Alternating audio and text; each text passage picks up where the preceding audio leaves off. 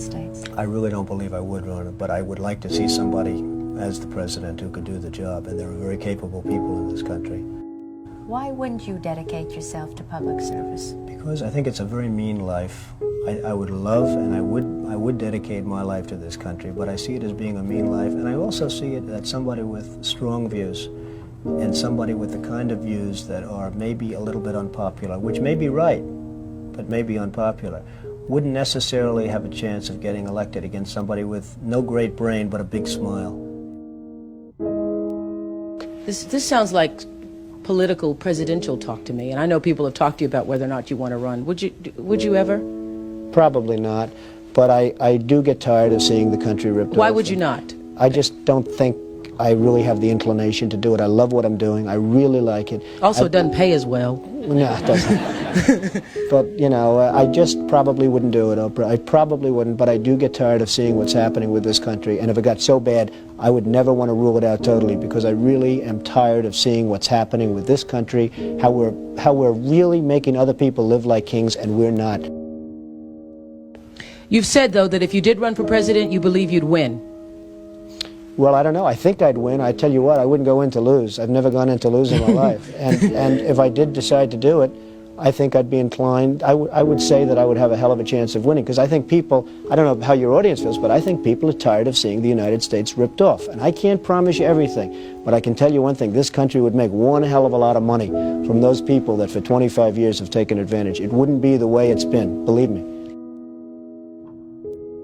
But you might be classified as an Eastern Republican. Fair? Well, I guess you could say that, yes. Which means kind of a Rockefeller, Chase Manhattan Republican? I never thought of it in those terms. How do you define? Are you a Bush Republican? No, I think I'm really, the people that I do best with are the people that drive the taxis. You know, wealthy people don't like me, because I'm competing against them all the time, and they don't like me, and I like to win. The fact is, I go down the streets of New York, and the people that really like me are the taxi drivers and the workers, etc., etc. I mean, I really get Then why are you a Republican? I have no idea. I mean, I am a Republican because I just believe in certain principles of the Republican Party. You have flirted with the idea of politics. Now you're here at your first national convention. Does that get you interested in possibly making the plunge? Now you have to tell me something. Who told you I flirted? Well, I didn't know that I flirted with. Well, you took out full-page ads in the New York Times to talk about your foreign policy. Some people would say... I do feel very strongly about the country. I love the country. You've become a role model in this country. The reason that your book sells, the reason that your board game sells, is because people are looking to leaders. People are looking for values, and you're one of the people. And it's no... You may dismiss it, but people are talking about, you know, Donald Trump for president. What they're really talking about is Donald Trump, show us the way. Be the true white hat. I'm, again, somebody that has a good instinct financially. I have had historically. I followed markets. I've been going the right direction, whether it's New York real estate or stocks or whatever. I know from a common sense financial standpoint that something has to burst. When a country is losing billions and billions and billions of dollars a year, and when other countries are making hundreds of billions of dollars, something is going to burst, and it's going to start here. I know it. It's a question of when. To me, it's not a question if, it's a question of when. And unless we're going to solve our problem, and the problem is caused by our allies, unless we're going to solve that problem, this country is in very, very big trouble. And I'm not talking recession kind of trouble, I'm talking depression kind of trouble. Would you really like to take over and run the country as you have run your organization? I would much prefer that somebody else do it. I just don't know if somebody else is there. I don't know if we have the kind of advocate that you need. We need major surgery. This country needs major surgery. Are you the surgeon? I think I do a fantastic job, but I really would prefer not doing it. Are you saying you will take it home if drafted? No, I'm not saying that. I'm saying that I hope that somebody comes along who can be an advocate, and I think that somebody will be so popular, But you haven't seen anybody. He or she will be the most, but I don't see it now. I wish that person were there. But again, I do know one thing. It's not a question. This country is losing hundreds of billions. It's not a question if, it's a question when. I have never understood how this is possible. I have never understood how somebody throughout this country didn't sue the United States government and have that overturned. I mean, you had people investors investing over a 10-year period for under a set of conditions, and this is, as I was talking before, playing the game. We're all playing by a certain set of rules. The rules were changed for the government, but they weren't changed for us. I mean, it was an incredible circumstance that happened, and people went bust by the hundreds of thousands, and I hope you weren't one of them in terms of that, but obviously you know a lot of people that were. They changed the rules on taxes, and you have some incredible situations where people guaranteed personally a stream of payments to be paid over a 10-year period based on a stream of tax benefits for perhaps a very good job, like a low-income housing development. Nothing wrong with that, a very positive thing. And after 2 years, they got wiped out with the taxes, and yet they still owed all of this money. And many of these people, most of these people, had to declare bankruptcy. They couldn't pay it. I deal with foreigners all the time. I deal with foreign leaders all the time. I know many of the foreign leaders probably better than a lot of the so-called candidates that are running on the Republican and Democratic tickets. I think I'd get along very well with them. And I think you'd have a lot less gridlock in Washington if I decide to do this and if I won. You know, nobody talks about the soldiers that are coming back with no arms and no legs. And I saw at Mar-a-Lago on Mondays, I make Mar-a-Lago my club that you know about. In Palm Beach. I make that twice now. On a Monday, I let returning Iraqi injured soldiers come to the premises. The most beautiful people I've ever seen, but they're missing arms and legs. They're with their wives. Sometimes they're with their girlfriends, and the tears are coming down the faces of these people.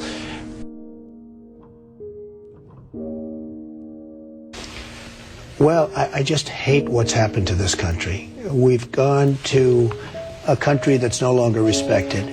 We're in a war that we should have never, and by the way, I'm worse than any hawk there is in terms of military and in terms of defending ourselves. But Saddam Hussein didn't knock down the World Trade Center. He had nothing to do with it. And there were no weapons of mass destruction. The other day, the head of 3M said that President Obama is anti-business. Do you get the same feeling that he does? Well, I don't know that it's anti-business or he just really doesn't know exactly what to do. And I'm afraid it probably is the second thing. I don't see him necessarily as anti-business. I think that he is not sophisticated in the ways of business. He hasn't dealt with the people that you've dealt with and that I've dealt with. I deal with China, as an example, a lot. It is never easy. And I've made some very big deals with the Chinese. I've come out on top. I've come out in great shape. I sell apartments to Chinese people. I get along great with them. It's not like, anti-China. I just think it's ridiculous that we allow them to do what they're doing to this country with the manipulation of the currency that you write about and understand, and all of the other things that they do. And frankly, if I were them and if I could get away with it, I take my hat off to them, frankly. They do get away with it. And I hire companies all the time, and it's so hard for our companies to compete against Chinese companies. I mean, these companies have such an advantage, whether it's glass for a curtain wall or whether it's, and you use the term because you know what's happened, sheetrock. I mean, they used to give us sheetrock, just give it. And everybody that was unfortunate enough to use Chinese sheetrock had problems. I mean, problems like where people were dying from it. The good news, Steve, our product is much better, but with the manipulation of their currency, it's very, very, very hard for our companies to compete. But I'll certainly do whatever is necessary and however I can help, whether they want me to make speeches, whether they want me to contribute, raise money, I'll do whatever I have to do. We need somebody great as a president. I know that you were mentioning that Aaron and I did a kind of an interesting video not that long ago in August about how things have fallen apart. But at that point, the only people who were saying it were us and you. I was saying it a long time ago. And frankly, they're talking about 50 basis points. I think you should drop it a point, a full, solid 100 basis points, and just sit back and see. And I was actually looking at somebody, a gentleman from Goldman Sachs was saying 175. So that's going to be interesting. But I think that's ultimately going to be happy. And it would be nice if Ben could get now ahead of the curve instead of always being behind the curve. He's behind the curve. Say what you want about Alan Greenspan. He was always slightly ahead of the curve. And that was always brilliant. And he had this incredible reputation. I think Ben has to get a little bit ahead of the curve. He has to do something dramatic. And I really think what he should do is surprise the hell out of everyone and do it 100. And let's see what happens. That would be big. Any politician, do you think, has the pulse? Anyone running for president has the pulse of what you know about the economy? Well, the biggest problem is something I never hear about. I told you about it once. Every time they lower interest rates, the cartel, because I call it a cartel, right, the illegal monopoly raises oil prices, okay? So the monopoly, because that's all it is, it's a total illegal monopoly. If businesses ever formed OPEC, everybody would be put in jail. Here they are, and every time a country hits oil, they're invited in to the cartel, okay? It's a disgrace. So what happens is every time interest rates go down, oil prices go up, and it's the same number. I mean, practically the same money. So they lower it, they raise it, they lower it, they raise it. Now you have oil that's close to 100, going to be over 100, and nobody in this country calls and says, get that damn oil price down. You get it down.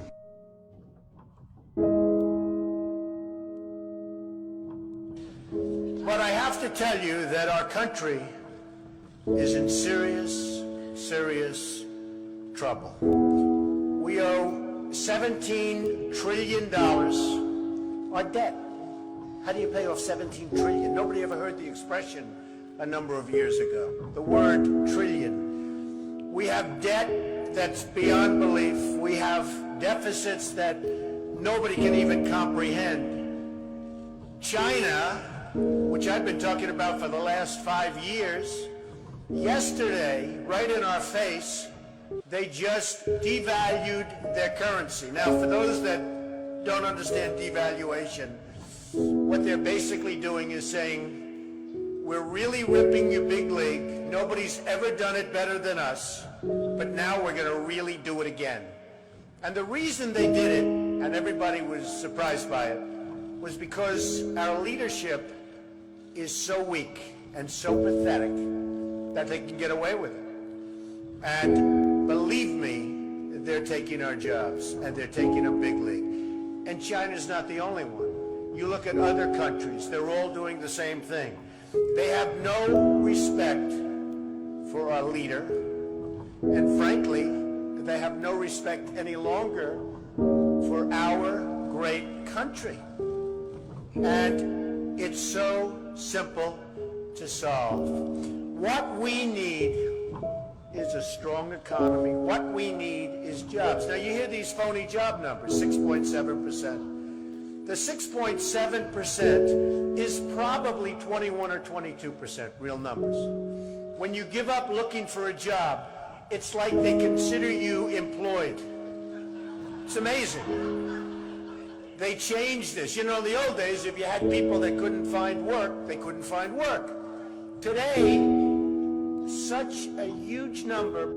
Now you look at what's going on with Afghanistan. You have Karzai that's treating our president like he doesn't even exist. So they make a deal, and I'm not advocating stay, because frankly, I want to build this country. I want to build these schools. I don't want to build a school in Afghanistan, a road going to the school, watch it get built up and then blown up 4 times, and they keep rebuilding and rebuilding, and you go to Brooklyn, New York, and you can't have schools. You go to Iowa, you can't. You go to wherever you go, and you can't have schools. Because we don't have any money, because we're spending it in other places where, frankly, they don't want us, and I don't want them. And it's amazing.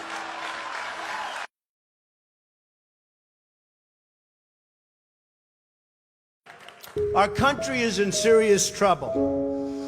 We don't have victories anymore. We used to have victories, but we don't have them. When was the last time anybody saw us beating, let's say, China in a trade deal? They kill us. I beat China all the time. All the time.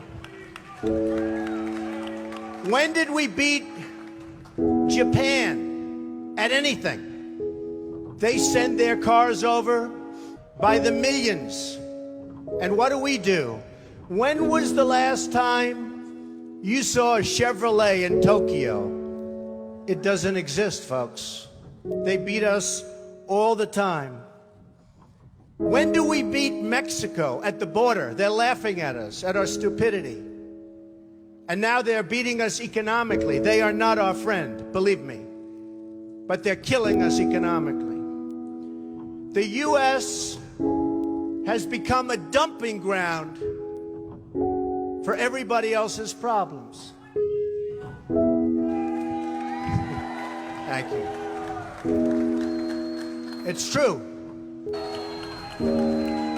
Islamic terrorism is eating up large portions of the Middle East. They'd become rich. I'm in competition with them. They just built a hotel in Syria. Can you believe this? They built a hotel. When I have to build a hotel, I pay interest. They don't have to pay interest because they took the oil that when we left Iraq, I said we should have taken. So now ISIS has the oil. And what they don't have, Iran has.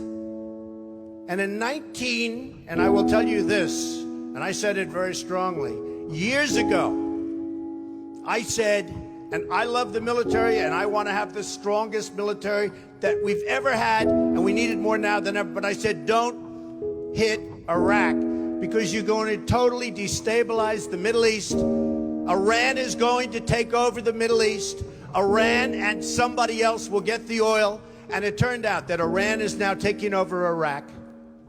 Think of it. Iran is taking over Iraq, and they're taking it over big league. We spent $2 trillion in Iraq. $2 trillion.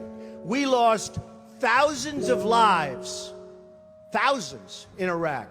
We have wounded soldiers who I love. They're great. All over the place. Thousands and thousands of wounded soldiers. And we have nothing. We can't even go there. We have nothing. And every time we give Iraq equipment, the first time a bullet goes off in the air, they leave it. Last week I read 2,300 Humvees. These are big vehicles. Were left behind for the enemy. 2,000, you would say maybe 2, maybe 4. 2,300 sophisticated vehicles they ran, and the enemy took them. You're right.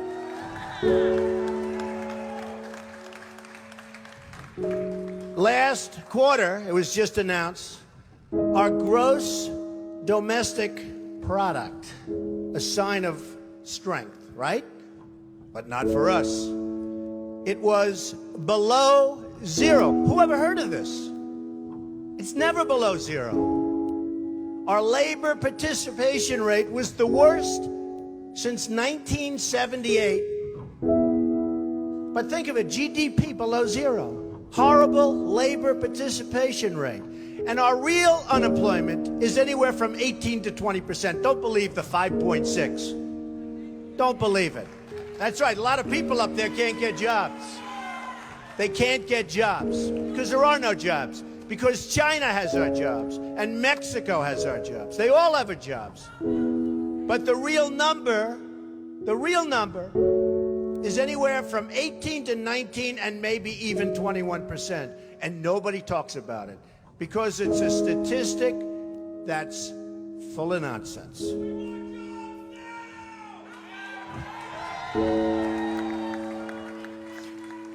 Our enemies are getting stronger and stronger by the day, and we as a country are getting weaker. Even our nuclear arsenal doesn't work. It came out recently. They have equipment that's 30 years old. They don't even know if it worked. And I thought it was horrible when it was broadcast on television, because boy, does that send signals to Putin and all of the other people that look at us and they say, that is a group of people and that is a nation that truly has no clue. They don't know what they're doing. They don't know what they're doing. We have a disaster called the big lie, Obamacare. Obamacare. Yesterday it came out that costs are going for people up 29, 39, 49, and even 55%. And deductibles are through the roof. You have to get hit by a tractor, literally a tractor, to use it. Because the deductibles are so high, it's virtually useless. It is a disaster. And remember the $5 billion website. $5 billion we spent on a website. And to this day, it doesn't work. A $5 billion website. I have so many websites. I have them all over the place. I hire people. They do a website. It costs me $3. $5 billion website. I have so many websites. I have them all over the place. I hire people. They do a website. It costs me $3. $5 billion website.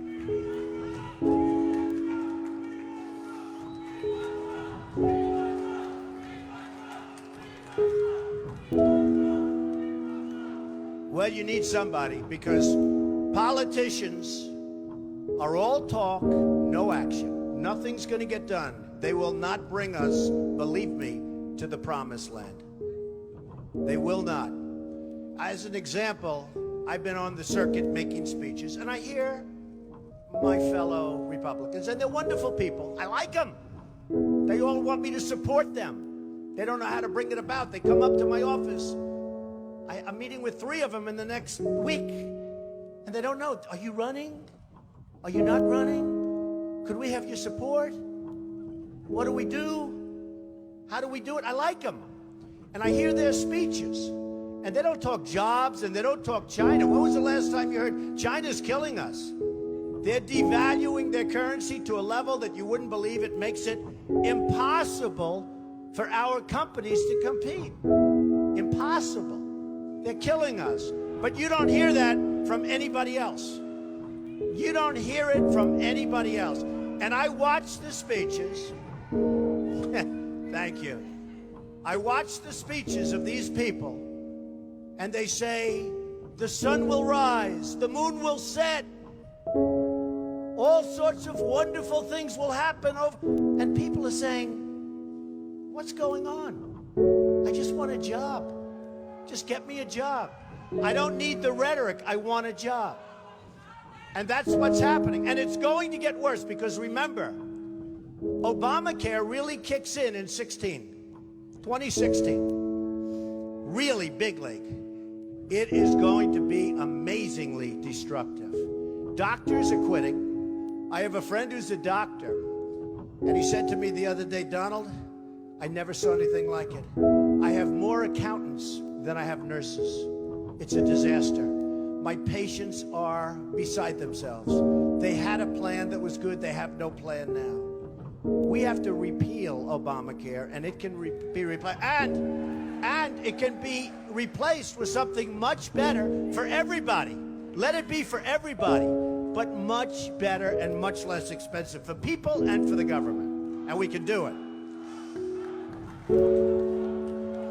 So, I've watched the politicians.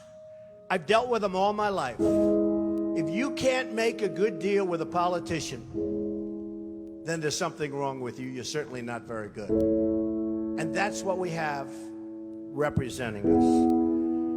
They will never make America great again. They don't even have a chance. They're controlled fully. They're controlled fully by the lobbyists, by the donors, and by the special interests. Fully. They control them. Hey, I have lobbyists, I have to tell you. I have lobbyists that can produce anything for me. They're great. But you know what? It won't happen. It won't happen. Because we have to stop doing things for some people, but for this country, it's destroying our country. We have to stop, and it has to stop now. Now, our country needs